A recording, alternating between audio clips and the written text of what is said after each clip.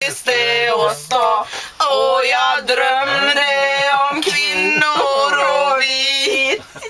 Men den glädjen tog slut när jag skickades ut för att lära mig kronans disciplin.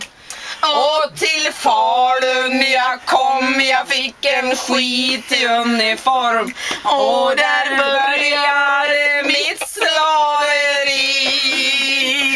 Göra allt och slut när jag kallades ut för att lära mig kronans disciplin. Nu var det lite här. Lite.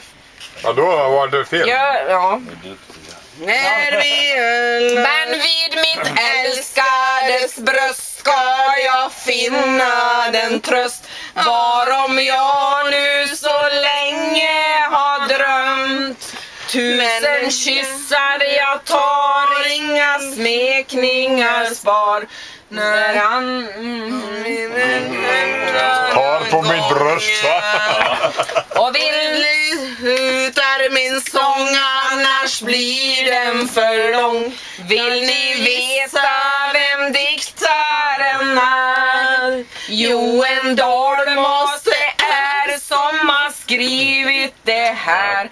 När han satt ut i buren en gång.